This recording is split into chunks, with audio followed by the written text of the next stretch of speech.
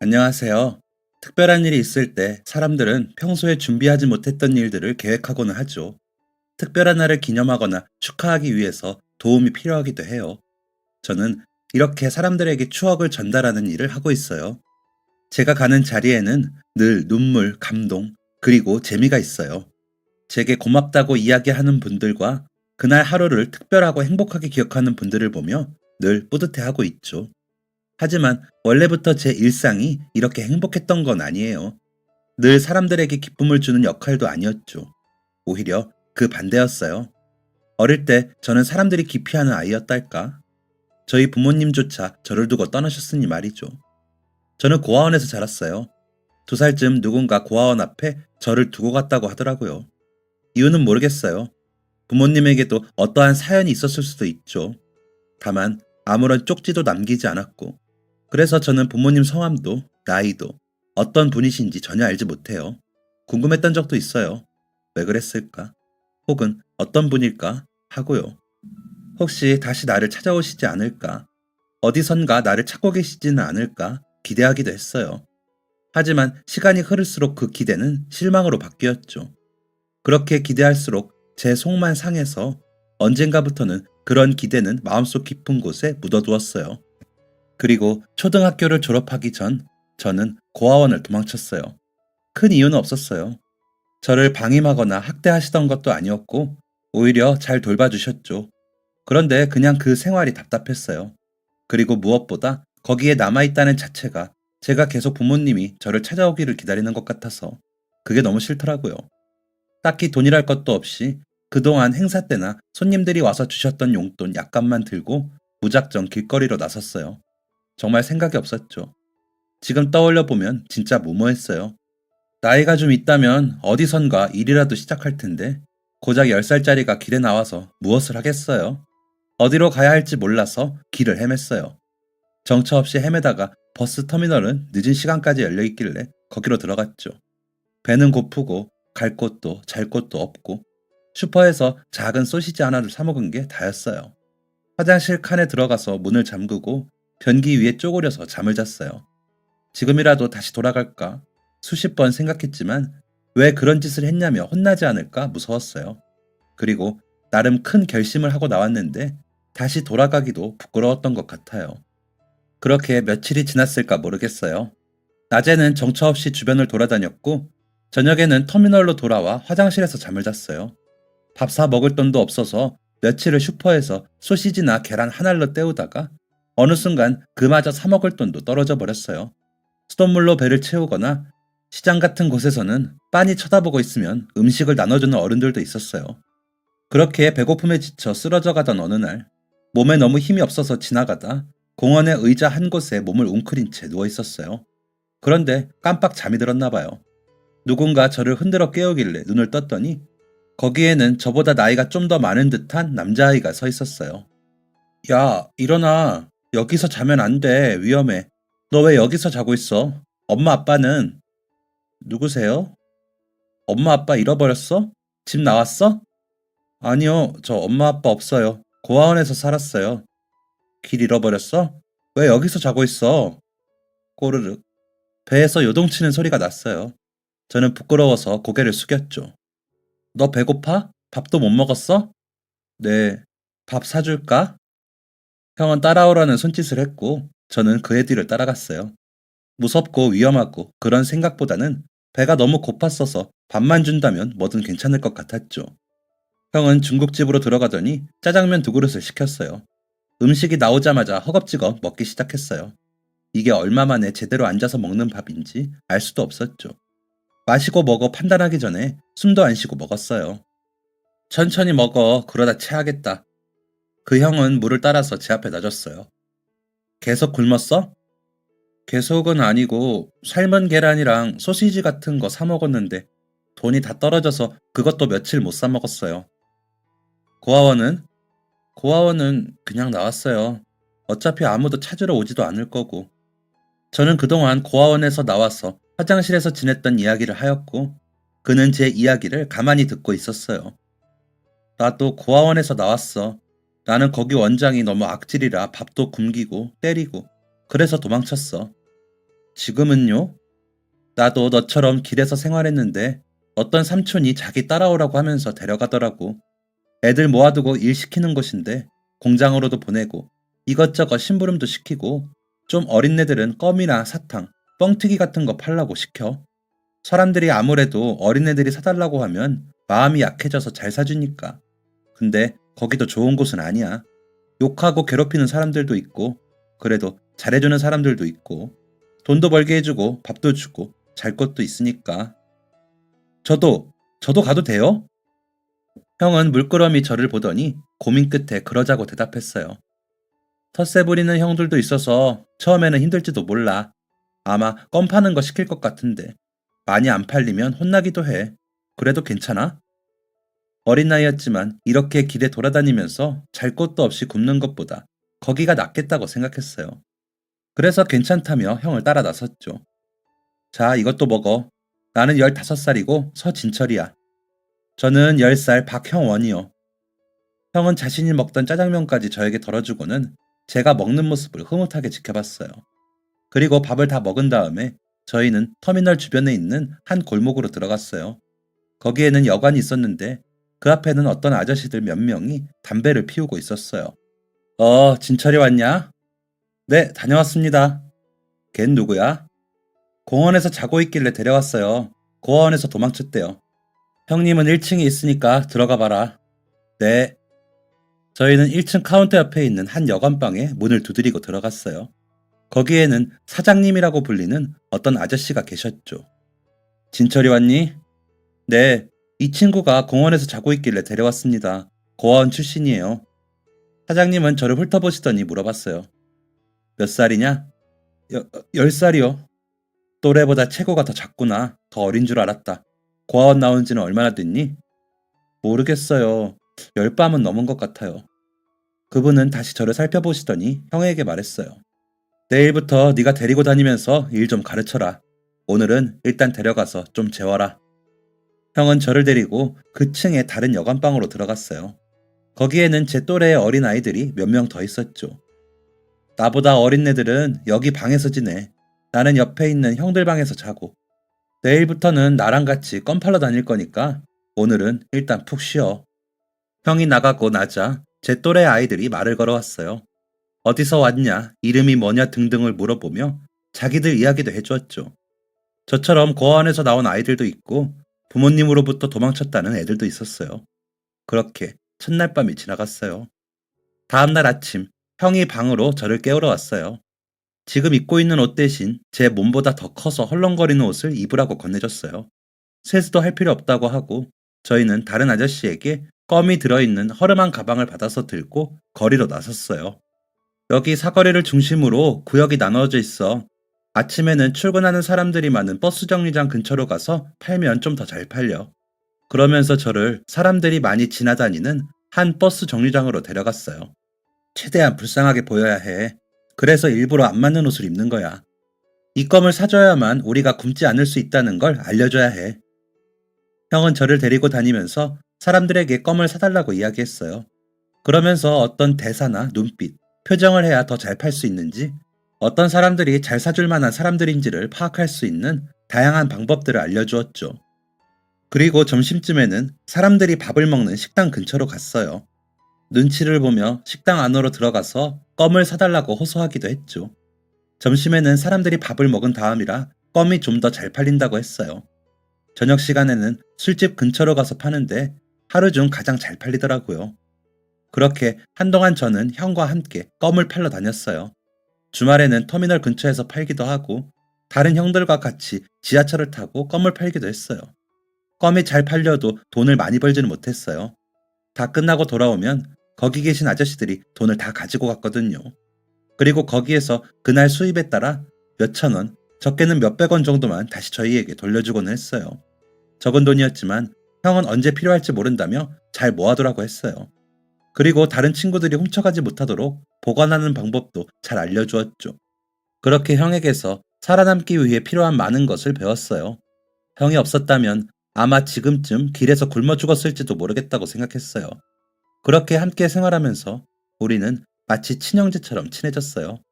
수입이 적은 날에는 크게 혼나기도 했는데 그럴 때마다 형은 저를 감싸주려고 애써줬어요. 형들이 저한테 돈을 뺏으려고 할 때도 자신이 온몸으로 막아줬어요. 저희는 친형제보다 더 친형제처럼 서로 의지하며 지냈어요. 그렇게 몇 년이 흘렀을까요? 어느새 그곳에 있은 지도 여러 해를 지났어요. 형과 지낸 지도 여러 해가 지나가고 있었죠. 형은 나이가 들어서 이제는 껌을 파는 대신 다른 일을 했어요. 사장님이 운영하는 불법 도박장 같은 곳이었는데 거기서 심부름을 했죠. 일하고 돌아오면 온몸에서 담배 냄새가 지독했어요. 가끔은 심하게 두들겨 맞고 오기도 했어요. 상처투성이 얼굴로 저에게 오늘도 싸움이 늘었다면서 웃어 보이고는 했죠.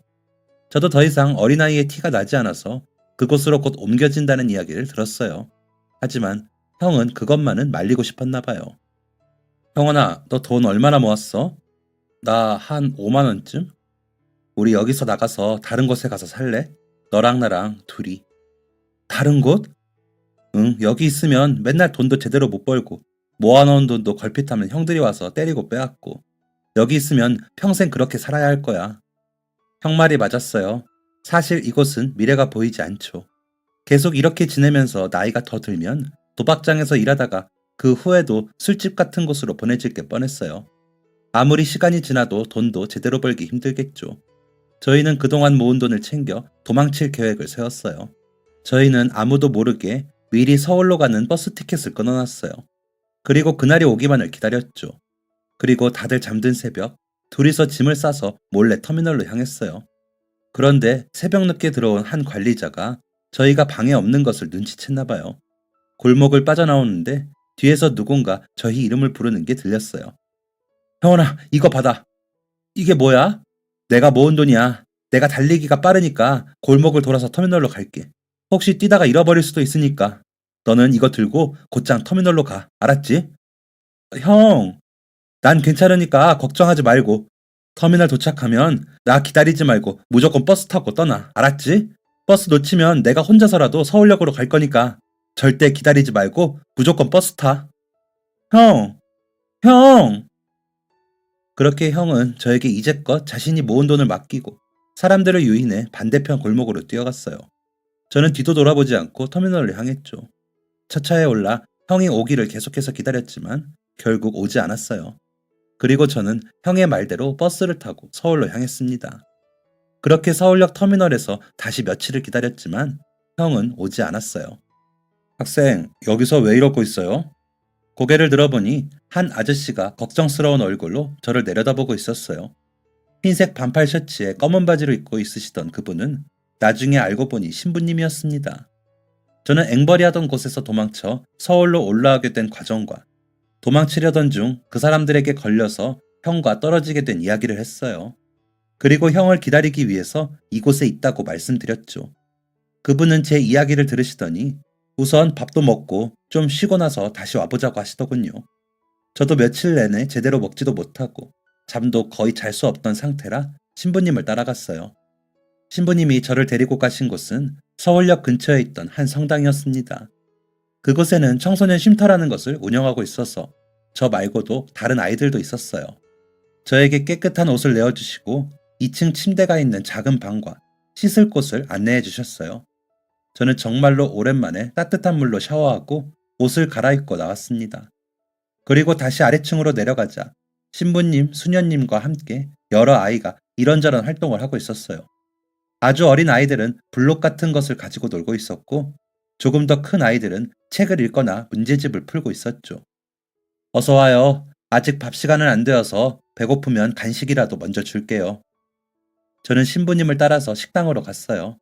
빵과 우유, 그리고 바나나를 주시길래 허겁지겁 먹었어요. 여기 오기 전에는 어떻게 지냈는지, 어쩌다 그곳으로 가서 그런 일을 하게 되었는지 차근차근 물어보셨어요. 저는 고아원에서 도망친 이야기부터 어떻게 이곳까지 오게 되었는지를 다시 한번 설명했죠. 일단 오늘은 푹 쉬고 내일 다시 한번 서울역에 가보도록 해요. 거기 제가 아는 분이 있으니 그 형이랑 비슷한 친구가 보이면 연락 달라고 말해둘게요. 감사합니다. 감사합니다. 그렇게 대답하고 다시 아까 아이들이 놀던 곳으로 돌아왔어요. 호기심에 가득한 표정으로 저를 바라보고 있었죠. 저는 뻘쭘하게 구석에 앉아 있었더니 한 아이가 저에게 책을 읽어달라고 가지고 오더라고요. 그런데 10살 이후로는 제대로 된 공부를 하지 못한 데다가 오랫동안 글도 읽지 않아서 동화책을 읽는데도 떠듬떠듬 어렵더라고요. 미안, 나 10살 때 이후로 책을 읽은 적이 없어서. 지금 몇 살인데? 지금? 그러니까. 그러고 보니 제가 몇 살인지도 잘 몰랐어요. 고아원에서 나온 이후로 오늘이 며칠인지, 해가 어떻게 지나가는지도 모른 채 지냈고, 조금이라도 어릴수록 껌이 잘 팔려서 늘 제 나이를 속이곤 했거든요.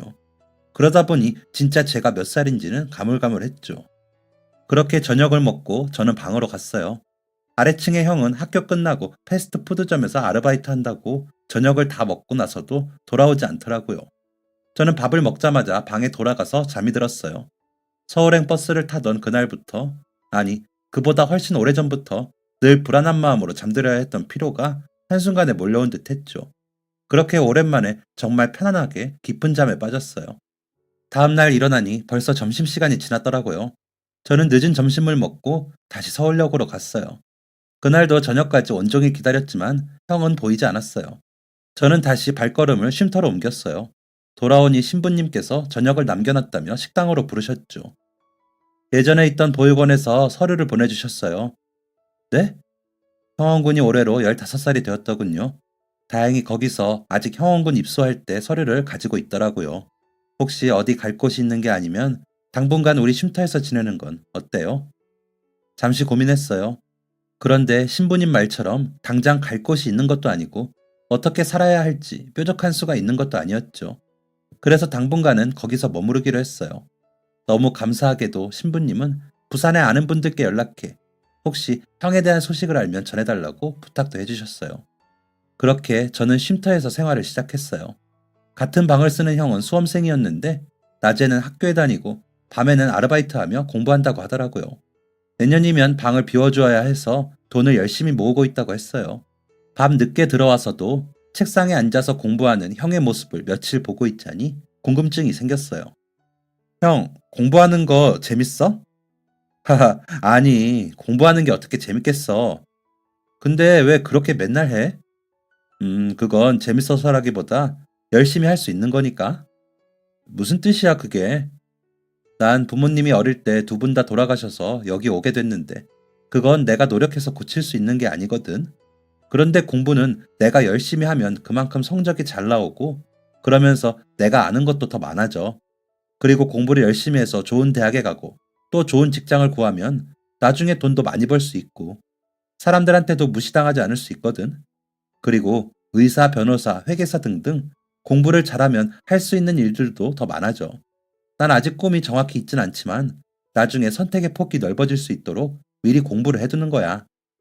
형의 이야기를 듣고 공부에 대해 궁금증이 생겼어요. 지금까지 살면서 돈을 많이 벌고 싶다는 생각은 해봤지만 공부를 잘하면 돈도 많이 벌 수 있고 사람들에게도 무시당하지 않는다니 나도 한번 해볼까 생각이 들었죠. 그런데 너무 오랫동안 하지 않았던 거라 어디부터 시작해야 할지 감이 오지 않더라고요. 그래서 신부님께 이야기를 드렸어요. 신부님은 아주 좋은 생각이라며 초등학교 검정고시부터 시작해서 제가 차근차근 단계를 밟아갈 수 있도록 도와주셨죠. 문제집도 사주셨고 일주일에 몇 번씩 교육봉사를 오는 분들께 부탁해 제가 공부를 할 수 있도록 도와주셨어요. 처음에는 어려워서 몇 번이나 포기하고 싶었어요. 그럴 때마다 고향에서 껌을 팔던 시절을 떠올렸어요. 다시 그런 생활로 돌아가지 않으려면 얼른 공부를 해서 돈을 많이 벌어야 한다고 마음을 다잡았죠. 근데 오랫동안 공부를 하지 않다가 해서 그런지 사실은 공부가 체질이었던 건지 이상하게 저는 재밌더라고요. 제가 모르던 것을 배우는 것도 재밌었고 뭔가 이해를 하는 게 많아질수록 문제를 풀 때마다 정답을 많이 맞히고 그런 과정들이 다 재밌었어요. 남들보다 훨씬 늦게 시작하긴 했지만 흥미도 있고 노력도 해서 그런지 저는 빠르게 다른 친구들을 따라잡았어요. 초, 중, 고 과정은 모두 검정고시로 대체했고 대학 입시도 준비하고 있었어요. 저는 의외로 영어에 재능이 있었는데 그래서 가끔 성당이나 쉼터에 찾아오는 외국인 신자분들이나 신부님들을 맞이하는데 통역을 돕기도 했어요. 그리고 오랫동안 형의 소식을 들어보려 했었지만 어디에서도 들을 수가 없었죠. 생각날 때마다 서울역에도 들러봤지만 여전히 형은 찾아볼 수 없었어요. 저는 쉼터에서 계속 지내면서 대학 준비를 했어요. 그러다 제가 영어하는 모습을 눈여겨보셨던 한 신자분이 저에게 외국계 대학을 준비해보는 것은 어떤지 물어보았죠. 그분은 캐나다에서 오래 지내다가 한국에 잠깐 들어오신 분이었는데 캐나다에서 어학원을 운영하고 있다고 했어요. 자식이 없어서 도움이 필요한 아이들에게 꾸준히 지원하고 계셨는데 제 영어 실력을 눈여겨보셨다고 하더라고요. 선생님은 저를 양자로 드리고 싶다고 하셨고 그렇게 저는 캐나다로 가게 되었어요. 집, 공부, 생활 모든 것을 다 지원해 주셨죠. 마음 편히 공부하면서 새로운 곳에서 다양한 경험도 하게 되었어요. 많은 외국인과 그곳에서 열심히 노력해서 자리 잡은 교민들, 그리고 저처럼 해외에서 공부하기 위해 온 학생들까지 정말 다양한 사람들로 구성이 되어 있었어요. 캐나다에서의 경험은 제 삶에 많은 도움이 되었어요. 학습 면에서도 그랬지만 넓은 세상에서 다양한 사람들과 부딪히면서 많은 것을 깨닫게 해주었죠. 저는 꽤 이름 있는 대학교의 경영학과를 들어가게 되었어요. 본격적으로 영어를 배우고 대학 입학할 수 있는 실력과 성적을 쌓는 동안 시간이 좀 걸렸지만 결국은 해냈죠. 이렇게 이야기하면 모든 과정이 쉬웠던 것처럼 보일 수도 있지만 사실은 정말 열심히 노력했어요. 밤새 공부하다 코피를 쏟고 며칠 동안 잠을 못 자서 쓰러진 적도 있었어요. 초등학교도 제대로 졸업 못해서 아이들 읽던 동화책도 제대로 읽지 못하던 애가 캐나다에서 대학을 진학하려면 얼마나 힘들었겠어요. 지금 와서는 그때 그랬지 하면서 웃으며 넘어갈 수 있지만 그때는 정말 이 악물고 다른 건 쳐다보지도 않고 공부만 했어요. 그리고 대학을 졸업하고 다니던 회사에서 한국의 지사를 운영하기로 하면서 저에게 그곳으로 가는 것은 어떤지 제안했어요. 한국을 떠나온 지도 어느새 20년 가까이 된 때였어요. 오랜만에 돌아온 한국은 그 사이 많은 게 달라져 있었어요. 특히 서울은 제가 떠나기 전의 모습을 찾기 힘들 정도로 달라져 있더라고요. 오랜만에 쉼터에도 들르고 신부님과 인사도 나누었어요. 오랜만에 반가운 사람들을 만나면서 기분이 무척이나 좋더라고요. 그렇게 늦은 시간 집으로 돌아가는 길이었어요. 급하게 구하느라 원룸촌에 한 달 정도 방을 구했는데 집으로 가는 골목길에서 비명이 들렸어요. 어떤 여자의 비명이었죠. 저는 다급하게 골목으로 향했어요. 한 남자분의 손에 이끌려 여자아이가 도와달라고 소리를 지르고 있더라고요. 도와주세요! 살려주세요! 거기 무슨 일이에요? 다급해 보이는 비명에 저는 바로 두 사람을 향해 뛰어갔어요. 제가 뛰어가자 여자분을 잡고 있던 남자가 급하게 반대 방향으로 도망가더라고요. 저는 그 사람을 쫓아가다 뒤편에서 들려오는 울음소리에 다시 여자분에게로 향했어요. 괜찮으세요? 무슨 일이에요? 여자분은 뭐라 말을 하지 못한 채 계속 울고 있었어요. 우선 경찰서로 가요. 가로등이 있는 쪽으로 나와서 보니 20살이나 됐을까? 아주 앳된 얼굴의 어린 친구였어요.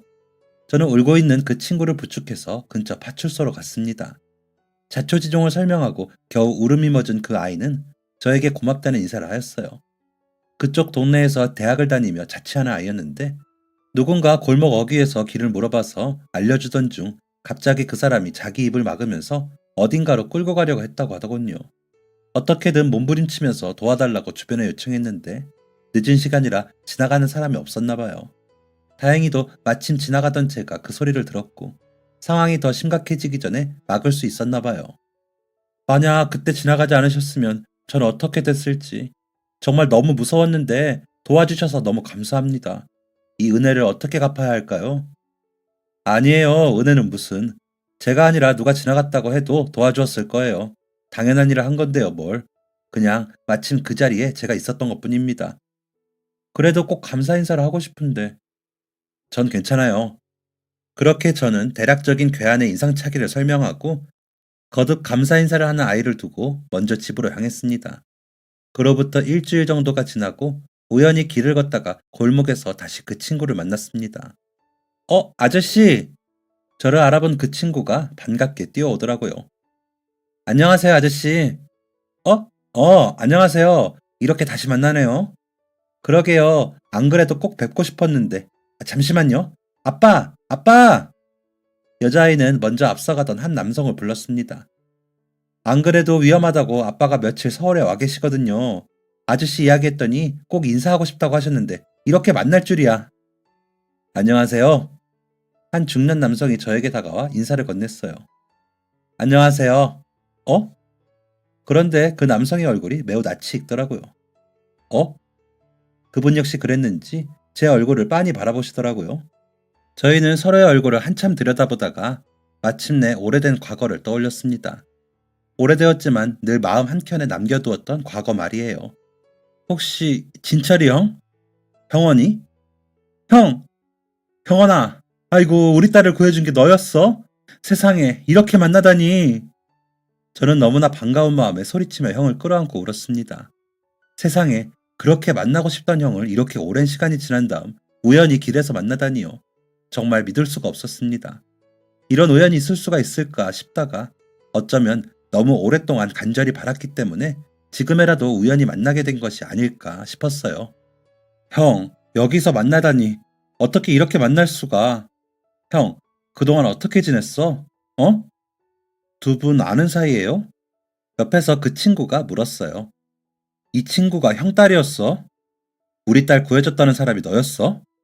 어리둥절해하는 딸아이와 함께 저희는 근처의 한 카페로 가서 이야기를 나누었어요. 세상에, 이게 얼마만이야? 20년도 더 넘었지? 그럼 20년은 훌쩍 넘었지. 우리 딸이 벌써 20살인걸.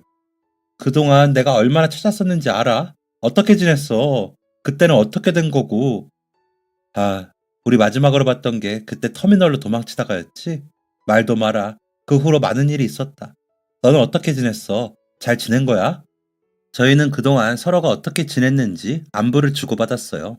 그날 이후 형은 정말 힘들게 살았더라고요. 도망치려다 결국 형은 혼자 붙잡혔다고 해요. 그래서 터미널에 나타날 수 없었죠. 그 후 오랫동안 서울로 올 수도 없었고요. 형은 그 자리에서 붙잡혀서 며칠 동안 밥도 못 먹고 그 사람들한테 맞고 또 맞고 계속 두드려 맞았다고 해요. 온몸에 멍이 들고 피가 나고 뼈에 금이 갈 정도로요. 그리고 결국 그 후유증으로 한쪽 다리를 절게 되었다고 하더라고요. 그 후 도박장으로 다시 돌아가 일하다가 불법 도박 단속을 나온 경찰 때문에 조직은 아수라장이 되었다고 해요. 막내였던 형은 도망친 윗사람들에게 붙잡혀서 불법 도박으로 감옥까지 갔다 왔고요. 다행히 몇 개월 뒤 출소해서 새로운 삶을 살아보자 싶었지만 고아원 출신에 배운 것도 할 줄 아는 것도 없는 데다가 한쪽 다리까지 불편하고 전과까지 생긴 그가 할 수 있는 일은 없었죠. 그래서 결국 다시 나이트와 주점을 전전하며 심부름과 웨이터를 하다가 한 나이트 클럽에서 밤무대 공연에 갑작스럽게 한 명이 빠져서 대타로 들어갔다고 하더라고요. 그냥 의상만 입고 뒤에서 춤만 따라 추면서 코러스만 넣으면 된다고 해서 올라갔는데 의외로 실력이 있었나 봐요. 그렇게 공연팀에 발을 들이게 되었고 이후 그 사람들과 여러 나이트와 주점을 돌면서 공연을 계속했다고 해요. 그러던 중 다시 대타로 MC를 맡게 되었는데 꽤 실력이 좋았다고 하더라고요. 그 후 전국의 나이트를 돌면서 밤무대를 전전하다가 다른 지역에서 공연하던 아내분을 만나게 되었대요. 아내분은 밤무대에서는 꽤 이름 있는 가수였는데 아이를 임신하게 되면서 무대를 그만두었다고 하더라고요. 그 후 형은 혼자서 가족을 부양하기 위해 몇 배로 더 열심히 무대를 뛰었어요. 그런데 나이트클럽의 인기가 점점 시들해지면서 더 이상 설 수 있는 무대에 자리가 없었죠. 결국 그렇게 일자리를 잃었고 다시 일할 곳을 찾아보았지만 여전히 그가 일할 곳은 없었어요. 하지만 어떻게든 가족을 먹여 살려야 했기에 결국 일용직을 전전하였다고 하더라고요. 형의 이야기를 듣고 나니 저는 더욱 미안한 마음이 들었어요. 그때 형이 잡히지 않고 서울로 올라왔다면 어쩌면 지금 제가 누리고 있는 이 모든 것들은 형의 삶이었을지도 모르는데 너무 미안해지더라고요. 그럼 지금은 어떻게 지내고 있어? 뭐 여전하지. 나는 계속 공사장에서 일하고 마누라는 아이 낳고 나서는 마트에서 판매직해. 둘 다 공부라는 인연이 없었는데 희한하게 우리 딸은 공부에 재능이 있더라고.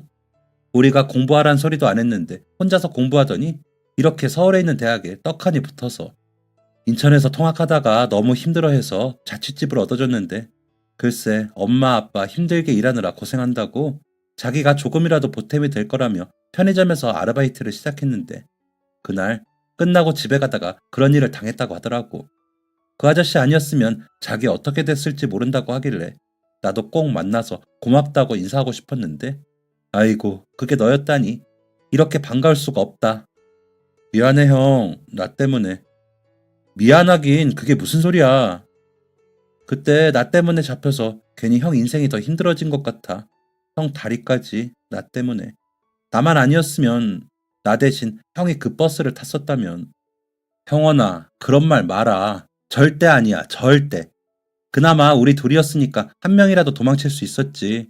나 혼자였다면 똑같이 붙잡혔을 거야. 아니, 나 혼자였으면 도망쳐야겠다는 생각도 하지 않았을 거다. 널 보면서 네가 나처럼 살면 안 되겠다는 생각이 들어서 도망가기로 결심했던 거니까. 그때 네가 내 친동생 같아서. 그래서 내가 진짜 형이었다면 가족이 그런 곳에서 계속 그런 삶을 살게 하지는 않을 것 같더라. 그때 그 공원에서 내가 너를 그곳으로 데려온 거니까. 너를 거기서 빼내는 것도 내가 해야겠다고 생각했어. 너를 처음 만난 날 널 데리고 간 게 잘한 건지 잘못한 건지 나는 매일매일 생각했었다. 갈수록 악랄해지는 그 무리를 보면서 무슨 일이 있어도 너는 빠져나올 수 있게 해야겠다 생각한 거고, 그리고 내가 서울에 왔어도 너처럼 됐을 거라는 보장도 없다. 늦었다고 포기하지 않고 열심히 공부하고 노력해서 이 자리까지 온 건 네 노력이야. 순전히 네가 열심히 한 덕에 지금 이렇게 된 거다. 그러니까 미안할 필요 하나도 없어. 오히려 네가 우리 딸 목숨 구해줘서 정말 고맙지. 너 아니었으면 하나밖에 없는 우리 딸 큰일 날 뻔했는데 정말 고맙다. 고마워. 형은 그렇게 이야기했지만 저는 여전히 형이 그런 힘든 일을 겪은 게 제 탓인 것만 같았어요. 그래서 도저히 미안한 마음을 접을 수가 없었죠. 그날 저희 세 사람은 저녁을 같이 먹고 조만간 또 만나자며 연락처를 주고 받고 헤어졌어요. 저는 집으로 돌아와서 고민이 깊어졌죠. 어떻게 하면 조금이라도 형에 대한 미안한 마음을 덜 수 있을까? 지금이라도 도움을 줄 수 있을까? 하는 고민을 며칠씩 했어요. 그러다가 형이 예전에 밤무대 행사를 했었다는 것을 떠올리며 이 경력을 활용할 방법이 없을까 생각했죠. 그러면서 캐나다에 있는 아내에게 전화했더니 제 이야기를 듣고 이런 제안을 하더라고요. 여보, 그때 우리 결혼식에서 생각나? 우리 친구들 다 내성적이라 사회 볼 사람이 없어서 우리는 이벤트 업체에서 사회랑 웨딩 파티 진행해줄 사람을 구해야 했잖아. 형이 MC도 하고 무대에도 올랐었다면 그런 이벤트 일을 시작해보면 어때? 그거 정말 굿 아이디어인걸? 아내의 이야기를 듣고 저는 바로 이벤트 업체를 알아봤어요. 하지만 형이 나이가 너무 많다며 몸이 불편해서 어려울 것 같다며 혹은 신원이 불안정하다며 대부분의 업체가 고용을 거절하더라고요. 아니, 면접이라도 보고. 죄송합니다. 저희는 아무래도 젊은 분들을 고용하고 있어서요. 죄송합니다. 아무래도 사람들 상대하는 일이라 전과가 있으신 분은 고용이 어렵습니다. 그렇게 이력서를 넣기도 전에 거절당하거나 이력서를 넣자마자 면접도 보기 전에 거절 연락을 받았어요. 한국에 있는 대부분의 이벤트 업체에 다 연락해 보았지만 형을 고용하겠다고 하는 곳은 한 군데도 찾을 수 없었죠. 그렇게 수없이 거절당하며 이대로 형을 도와줄 방법이 영영 없는 건가 싶었어요. 그리고 마침내 결심했죠. 제가 회사를 직접 차리기로요. 그래, 형을 고용할 회사가 없다면 내가 회사를 차려서 고용하자. 그렇게 저는 한국에서 사업체를 운영하기 위해 알아봤어요. 그리고 마침 오랜만에 만난 이전에 저에게 공부에 대한 깨달음을 준 형도 이 일에 참여하고 싶다고 했죠. 그 형은 오랫동안 IT 관련 일하다가 이번에 자신만의 비즈니스를 운영하며 앱을 개발하고 싶어 알아보던 중이라고 하더라고요. 그렇게 저는 형과 함께 이벤트 회사를 차리기 위해 차곡차곡 준비했어요. 그동안 일하면서 벌었던 돈도 충분하고 저도 형도 이곳저곳에 연줄이 꽤 있던 덕분에 투자도 받을 수 있었어요. 그리고 준비가 마무리되어 갈 때쯤 이 이야기를 진철이 형에게 했어요. 그래서 이벤트 회사를 운영하려고 하는데 현장에서 이벤트를 진행해줄 사람이 필요해. 난 형이 그 자리를 맡아줬으면 싶은데 어때? 내가? 형은 정말 자신이 해도 되겠냐고 몇 번을 물었어요. 저는 형이라면 믿고 맡길 수 있다고 대답했죠. 그렇게 이벤트 회사를 열고 첫 번째 의뢰가 들어왔어요. 한 6남매가 어머니 칠순잔치를 열고 싶은데 행사를 진행할 사람이 필요하다고 하더라고요. 행사는 오랜만이라 너무 떨리는데. 형은 그렇게 말했지만 막상 마이크를 잡으니 다른 사람으로 변하더라고요. 긴장하던 중년 아저씨는 어디로 갔는지 농담도 하고 노래도 부르고 춤도 추면서 사람들의 얼굴에서 웃음꽃을 피워냈어요. 첫 번째 의뢰는 정말 성공적이었어요. 의뢰자분들도 너무 재미있었다며 매년 생일 때마다 모시고 싶다고 하더라고요. 어릴 때도 껌을 팔면서 형의 입담이 예사롭지 않다고는 생각했지만 이 정도로 말을 잘하는 사람인 줄 처음 알았어요. 말도 정말 또박또박 경쾌하고 조리 있게 잘하고 무엇보다 사람들의 웃음을 자아낼 수 있는 재치와 센스가 뛰어났죠. 그날 칠순잔치에서 형의 진행 영상과 후기가 업로드되면서 두 번째, 세 번째 의뢰도 계속 들어왔어요. 어르신 생일잔치, 결혼식, 돌잔치 등에서 시작해서 학교 체육대회 행사로 커지더니 지역구의 작은 축제들도 저희에게 의뢰가 들어왔어요. 형의 재치 있는 입담 덕분에 비즈니스는 말 그대로 성공적이었죠. 여기저기서 끝도 없이 의뢰가 들어왔고 의뢰의 규모도 점점 커졌어요. 우리 사업체도 커져서 형 말고 다른 MC와 레크레이션 강사, 연주팀도 고용하게 되었죠. 형은 행사도 뛰고 신입 MC가 들어오면 직접 교육도 진행했어요. 그리고 행사가 들어오면 어떤 식으로 구성하면 좋을지 기획에도 적극적으로 참여했죠. 형은 열정적으로 일했고 결과도 그만큼 좋았어요. 그동안 저 에너지와 끼를 어떻게 참았을까 싶을 만큼 대단했죠. 정말 고맙다. 형은 저를 볼 때마다 그런 이야기를 했어요. 뭐가 고마워. 그때 형 덕분에 내 인생이 역전될 수 있었는데 아직 갚으려면 멀었지. 형은 공원에서 굶어 쓰러져 가던 나도 구해주고 또 서울로 갈 수 있게 사람들을 막으며 다시 한번 구해줬잖아.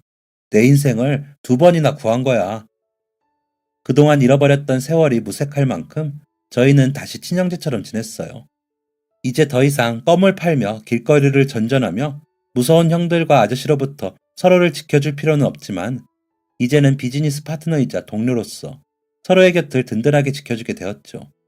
게다가 제가 이런 일을 할 거라고는 한 번도 생각해 본 적이 없었는데 사업을, 그것도 다른 사람들에게 기쁨을 주는 일을 하게 되다니 신기했어요. 형이 나가는 행사나 들어온 지 얼마 되지 않은 직원들의 행사에는 꼭 참여를 하는 편인데요. 결혼, 돌잔치, 모금 행사, 가요제 등등 다양한 이벤트들이 가득한 현장들이죠. 그리고 그곳에 방문하면 늘 사람들의 들뜬 목소리와 웃음소리를 들을 수 있어요. 쉴 새 없이 눌리는 셔터 소리와 그 속에서 들뜬 마음으로 저희를 바라보고 있는 사람들의 설레는 표정까지 매번 놀라움으로 가득해요. 그래서 가끔은 일부러 현장에 가고는 해요. 저희가 만든 기획과 제 회사 덕분에 웃고 있는 사람들을 보면 제 기분도 덩달아 좋아지니까요. 그리고 그 모습을 볼 때마다 뿌듯함도 같이 느낄 수 있어요. 사업이 꾸준히 잘 되는 덕분에 형과 형수님은 서울에 집을 얻어 딸과 다시 같이 살 수 있게 되었어요. 더 이상 어두운 골목길을 혼자 걸어가지 않을 수 있게 되었죠. 이제 알바도 하지 않아도 된다고 했지만 그래도 자기 용돈은 직접 벌고 싶다고 고집을 부리는 거 보니 생활력은 영락없이 형님을 닮은 것 같아요. 그래도 전보다 알바 시간은 줄이고 좋아하는 공부에 집중하면서 행복하게 학교 생활을 하고 있어요. 제 가족들도 형과 한국에서 하는 제 사업이 궁금하다며 조만간 한국으로 온다고 하더라고요. 아주 오는 건 아니고 아이들 방학 때 잠깐 들어오는 거지만 제 소중한 은인인 형을 얼른 아내와 아이들에게 소개해주고 싶어요. 그리고 사람들을 행복하게 하는 제 일도 얼른 보여주고 싶고요. 오늘도 저희는 사람들의 웃음을 주기 위해서 열심히 준비하고 있어요. 내일도 모레도 제 소중한 사람들과 함께 한 사람이라도 더 웃게 할 수 있도록 준비할 거예요. 어두운 날들을 함께하며 어렵게 다시 만난 인연이지만 그만큼 힘든 시기에 서로가 있었기에 버틸 수 있었던 든든한 존재들이에요. 앞으로 저희 인생에 또 다른 시련이 올 수도 있지만 이번에는 우리 형제가 절대 헤어지지 않고 함께 이겨낼 거예요. 형, 그때도 지금도 함께 해줘서 정말 고마워. 우리 앞으로도 힘내서 더 많은 사람에게 행복을 전하면서 살자. 파이팅! 지금까지 사연 들어주셔서 감사합니다. 사연이 재밌으셨다면 구독과 좋아요를 눌러주세요. 감사합니다. 안녕히 계세요.